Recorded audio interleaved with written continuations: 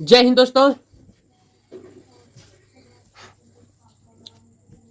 जय हिंद दोस्तों। तो स्वागत करते हैं एक बार फिर से आपके अपने भाई के YouTube channel IAS my target में। तो दोस्तों, हर दिन के भांति जो है आज भी हम 5 प्रश्न का एनालिसिस करेंगे, ठीक है ना। यानी कि डेली का जो टारगेट है पर डे 5 प्रश्न को कवर करने का, जो कि PYQ रहते हैं। ठीक, तो PYQ में अभी हाल ही में 2025 में जो एग्जाम हुए हैं उन्हीं का हम कवर कर रहे हैं। तो आप लोगों से लगभग हाँ, आप लोगों से अनुरोध किए थे कि प्लीज़ आप लोग भाई जो है कम्युनिटी पोस्ट पे एक पोल करके पोस्ट किए हैं, तो वहाँ पे जाके आप लोग वोटिंग जरूर कीजिएगा। नेक्स्ट वीडियो किस पे चाहिए, यानी कि ये वाला जैसे पेपर ख़त्म होंगे GS1 तो CSAT 2025 का भी रह जाते हैं और 24 का भी रह गए हैं। तो आप लोग वोटिंग कीजिए कौन सा चाहिए पहले, 24 या 25, या ये दो में से कोनो नहीं चाहिए या अन्य चाहिए तो अन्य पे वोटिंग कीजिए। तो ज़्यादातर देख रहे हैं लगभग अभी तक में 21 दोस्तों या भाई जो भी है, भाई बहन जो भी हैं, 21 आदमी ने वोटिंग की है। ठीक है, 21 जने। तो 21 जनों में से जो है लगभग जो है 67% का लमसम CSAT 2025 वाले पे क्लिक किए हैं। तो जैसे ही ये ख़त्म होंगे तो हम प्रयास करेंगे CSAT को इंस्टॉल करने के लिए, लेकिन तब तक हम वेट करेंगे जब तक कि पूरा पेपर ना ख़त्म हो जाएगा। उस दिन हम एनालिसिस करेंगे कि आप लोग ज़्यादातर वोटिंग किस पे की है, ठीक ना। अभी तो ज़्यादातर आगे चल रहे हैं CSAT 2025 का, ठीक है। तो चलिए आप लोग भी एक बार वोटिंग कर लीजिए। तो क्लास को प्रारंभ करते हैं। तो आज प्रारंभ करने से पहले बता दें कि आप लोग ना बहुत पहले, इससे पहले वाले जो भी वीडियो देखिएगा तो पूरा विश्लेषण के साथ हम बताए, चारों ऑप्शन का हम विश्लेषण कर किए पूरा, ताकि आपका कोई डाउट ना रह जाए, ठीक ना। लेकिन आप लोग कमेंट वगैरह लाइक वगैरह नहीं करते हैं, इस वजह से अब हम जो है थोड़ा पैटर्न चेंज कर रहे हैं। अब पैटर्न में क्या चेंजिंग करेंगे, हम सिर्फ डायरेक्ट, जैसे मान लीजिए अभी जैसे आप लोगों के बीच जो है 5 प्रश्न को रखते थे तो लगभग 20 मिनट से प्लस समय लग जाते थे। तो इसलिए अब से, आज से और अभी से जो है हम शॉर्ट लिस्ट सिर्फ आंसर की बात करेंगे, ठीक ना। हमारा मोटा जो भी है उनसे जो भी बातें जुड़े हुए हैं तो थोड़ा बहुत बोलेंगे और आंसर पे टिक करेंगे। और आप लोग को यदि डाउट है तो कमेंट कीजिएगा, तो ही हम विश्लेषण के साथ उनका जवाब अगले वीडियो, नेक्स्ट वीडियो लाएंगे। तो उसमें आपका वो आंसर जो कमेंट में कीजिएगा तो उसका हम कमेंट का आंसर बता देंगे, शेष आंसर हम नहीं बताएंगे, क्योंकि इसमें समय भी बहुत ज़्यादा लगते हैं और आप लोग सपोर्ट भी नहीं कर रहे हैं इधर कुछ दिनों से, तो हमारा सारा चीज़ डाउन हो गया है, ठीक है। तो चलिए कोई बात नहीं, हमारा काम है अपना स्टडी के साथ साथ अपना PYQ को सॉल्व करना। तो जैसा आप लोग कीजिएगा वैसी तरह का आप लोगों के पास वीडियो आएंगे। तो चलिए आज का भी 5 प्रश्न का जो टारगेट है उनको भी कवर कर लेते हैं। तो आज का जो टारगेट है वो प्रश्न संख्या कहाँ से, तो 72 से। तो चलिए प्रश्न संख्या 72 को देखते हैं। तो आज देखिएगा हम बहुत ही जल्द खींच लेंगे वीडियो को, मतलब 5 प्रश्न को बहुत ही जल्द में कंप्लीट कर देंगे उतना विस्तार से हम आज नहीं समझाएंगे, क्योंकि आप लोग विजिट नहीं करते, बहुत कम देख रहे, सपोर्ट कर रहे हैं। तो देखिए गाइस, प्रश्न संख्या 72। तो प्रश्न संख्या 72 कह रहे हैं कि मोहनजोदड़ो से प्राप्त नाचती हुई लड़की, यानी कि डांसिंग गर्ल्स नामक प्रख्यात नारी लघु मूर्ति किस पदार्थ की बनी है। तो आप लोग भी पढ़िए, आपके स्क्रीन पे लगा दिए हैं एडिटिंग के माध्यम से। तो किस चीज़ से बनी हुई थी, तो इनका सही जवाब हो जाएगा आपका कांस्य, ठीक ना, कांस्य का। तो मोहनजोदड़ो से प्राप्त जो नाचती हुई लड़की की प्रतिमा, ये जो है सिंधु घाटी, ठीक ना, सिंधु घाटी सभ्यता की सबसे प्रसिद्ध कलाकृतियों में से ये एक है। तो यह सर्वविदित है कि यह प्रतिमा कांस्य धातु से बनी है। तो यह कांस्य ढलाई की उत्कृष्ट तकनीकी का भी प्रमाण है जो उस समय के लोगों के पास थी, ठीक ना। तो इसलिए ये कांस्य का मिला था। प्रश्न संख्या 73 के क्या कह रहे हैं, प्रश्न संख्या 73 कह रहे हैं चोरी चोरा घटना के परिणाम स्वरूप बंदी बनाए गए लोगों को किसने विधिक प्रतिरक्षा, लीगल डिफेंस प्रदान की।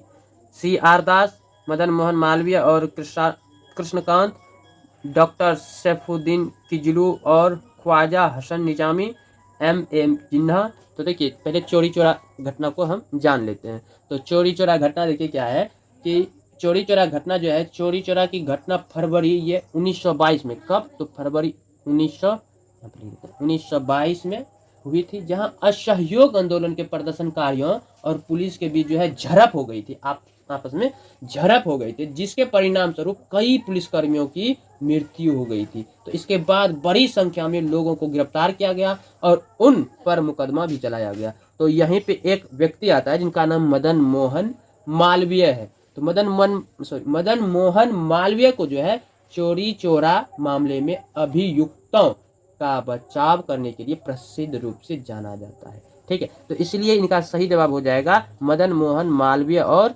कृष्णकांत, ठीक ना। तो मदन मोहन मालवीय है और दूसरा कृष्णांत भी है, इनका भी एक अलग ही कहानी है। तो हम ज़्यादा विस्तार से, पहले भी वीडियो शुरू करने से पहले भी बताए कि हम ज़्यादा विस्तार से आज हम नहीं बताएंगे कृष्णकांत कौन थे, ये हम अभी नहीं बताएंगे क्योंकि आप लोग देखते नहीं। तो आप लोग प्रश्न जो आंसर हम दे रहे हैं, आप लोग डाउट को पकड़िए और कमेंट बॉक्स में पूछिए, तभी हम उनका जवाब देंगे, ठीक है।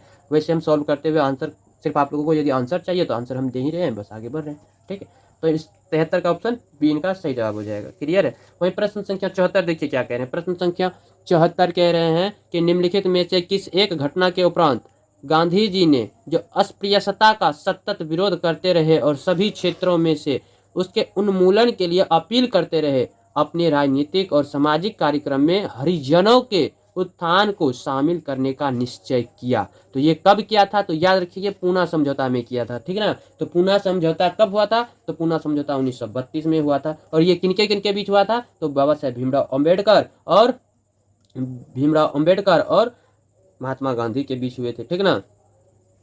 तो इसलिए इनका सही आंसर हो जाएगा आपका पूना समझौता, ठीक ना, पूना समझौता। तो गांधी जी भी जो है अस्पृश्यता के खिलाफ हमेशा से थे, लेकिन हरिजनों यानी कि दलितों, इनके उत्थान को अपने राजनीतिक और सामाजिक कार्यक्रम का एक केंद्रीय और महत्वपूर्ण हिस्सा बनाने का उनका निश्चय पूना समझौता के बाद और भी गहरा हुआ। तो पूना समझौता जो है 1932 में हुआ था। यह समझौता महात्मा गांधी और किनके बीच, तो बाबा साहेब भीमराव अम्बेडकर के बीच हुआ था। तो ब्रिटिश सरकार ने सांप्रदायिक अधिनिर्णय की घोषणा की थी, जिसके तहत दलितों के लिए अलग निर्वाचक मंडल का प्रावधान था। तो गांधी जी का मानना था कि यह हिंदू समाज को विभाजित करेगा और उन्होंने इसके विरोध में जो है आमरण अनशन शुरू किया था, ठीक ना। ये टॉपिक बहुत ही महत्वपूर्ण है, इनको पढ़ना बहुत ही जरूरी है, एनसीईआरटी में है, ठीक है। तो इसलिए इनका सही आंसर ऑप्शन ए होंगे प्रश्न संख्या 74 का। क्लियर है। वही प्रश्न संख्या 75 को देखते हैं। प्रश्न संख्या 75 कह रहे हैं निम्नलिखित फलों पर विचार कीजिए। अब फल है पपीता, अनानास, अमरूद। उपयुक्त में से कितने 16वीं और 17वीं शताब्दियों में पुर्तगालियों द्वारा भारत लाए। तीनों तो ये बात फिक्स है कि पुर्तगाली द्वारा आया है, और ये जो है 16वीं शताब्दी में भारत आया था, और ये भी 16वीं शताब्दी में आया। और अमरूद जो है ये बात करें तो मुख्य रूप से 17वीं शताब्दी में आया था, ठीक ना।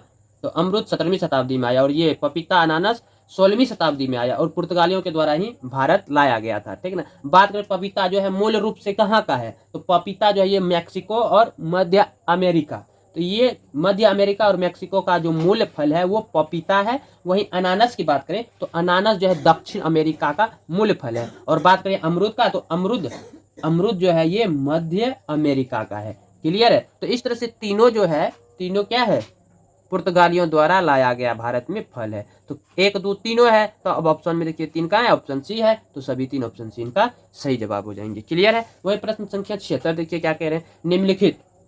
निम्नलिखित देशों पर विचार कीजिए। यूनाइटेड किंगडम है, डेनमार्क है, ठीक है, और न्यूजीलैंड है, ऑस्ट्रेलिया है, ब्राजील है। तो उपरोक्त देशों में से कितनों में 4 से अधिक यानी कि 4 से अधिक काल क्षेत्र यानी कि टाइम जोन है। तो अब बात करते हैं यूनाइटेड किंगडम में। तो यूनाइटेड किंगडम में लगभग 14 होंगे, ठीक ना, 14 टाइम जोन है, ठीक है, 14 टाइम जोन है। वहीं डेनमार्क में बात करें तो 3 होंगे शायद, हाँ 3 टाइम जोन है। और कहीं कहीं मिलता है, यदि मेरे ख्याल से लगभग 5 होना चाहिए, लेकिन 3 ही रखिए इसमें।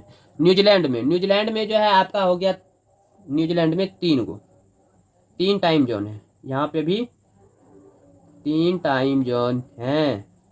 उसी प्रकार ऑस्ट्रेलिया की बात करें तो ऑस्ट्रेलिया में लगभग 8 से 9 के आसपास टाइम जोन है। मतलब अनौपचारिक रूप से मिला करके टाइम जोन, अनौपचारिक और टाइम जोन जो रियलिटी होते हैं, मतलब दोनों मिला के देखिएगा ना, पूरा जो भी बिंदु है, तो लगभग इनका 8 से 9 टाइम जोन है, ठीक है। वहीं ब्राज़ील की बात करें तो ब्राज़ील में लगभग 4 टाइम जोन है, ये फिक्स है, 4 टाइम जोन है। तो आप बात करते हैं, प्रश्न में कहा कि 4 से अधिक वाला, तो 4 से अधिक में यहाँ 14 टाइम जोन है, तो ये 4 से अधिक है, ठीक है। और ये ऑस्ट्रेलिया में 8 से 9 लगभग है, तो यानी कि 4 से तो अधिक ही होंगे, इसलिए ये भी सही है। यहाँ ब्राज़ील में फिक्स है 4 जोन, तो ये भी टाइम जोन, तो ये भी सही है। तो इस तरह से देखते हैं, ये दोनों थोड़ा डाउट में है, लगभग में है, 3 है शायद मेरे ख्याल से, तो हम इस दृष्टि से देखें तो ये तीने ही है ना, मान लीजिए 3 होंगे भी तो 3 तो कम है 4 से, तो 4 पूरा नहीं रहे हैं, तो यहाँ 4 से अधिक कह रहे हैं तो कम से कम 4 भी पूरते तो ही ना, तो 4 से कम है, इसी वजह से ये दोनों गलत हो गए। तो 1 2 3, तो आंसर हो जाएगा इसका केवल और केवल 3। क्लियर है, तो ऑप्शन सी इनका सही जवाब होगा। क्लियर है, तो आज हम बहुत ही जल्द यानी कि कह सकते हैं हम 10 मिनट में आपका ये पूरा 5 प्रश्न को सॉल्व कर दिए हैं। यदि आप लोग चाहते हैं कि आगे जो प्रश्न को सॉल्व करें थोड़ा डिटेल से, तो आप लोग जरूर अपना डाउट, जो भी डाउट कि 5-6 प्रश्न में लगे, वो डाउट कमेंट बॉक्स में ज़रूर पूछिए। यदि आप लोग नहीं पूछिएगा तो हम समझेंगे कि आप लोग इसी तरह से वीडियो चाहते हैं, इसीलिए हम आप लोगों के बीच इसी प्रकार से वीडियो पोस्ट करेंगे। ठीक ना, समय भी कम लेंगे और आपको ज़्यादा कंटेंट भी मिल जाएंगे, लेकिन कंटेंट तो मिलेंगे, समझ उतना ज़्यादा नहीं मिलेंगे, बस सिर्फ प्रश्न और आंसर मिलेंगे। ठीक है, तो चलिए आज का सेशन को यहीं पे करते हैं ख़त्म। प्लीज़ भाई लोग सपोर्ट ज़रूर कीजिए, आप लोग देखते तो ज़रूर हैं लेकिन अंत तक नहीं देख रहे हैं, और साथ में आप लोग थोड़ा समझ ही रहे हैं, तो प्लीज़ आप लोग एक लाइक तो ज़रूर कर दीजिएगा। आप लोगों के लिए आगे हम क्या ही कहें, चलिए आपका जो इच्छा करे वही कीजिए। ठीक है गाइस, तो अपना जो टारगेट है हमको तो पूरा करना ही पड़ेगा, चाहे आप लोग सपोर्ट कीजिए या फिर ना कीजिए, हमको तो अपना स्टडी करना ही रहे, मतलब करना ही पड़ेगा, चाहे जैसा स्थिति रहे। तो एक उम्मीद है आप लोग, तो बाकी आप लोग उम्मीद पे खड़े उतरेंगे तो अच्छी बात, नहीं है तब तो भी अच्छी बात।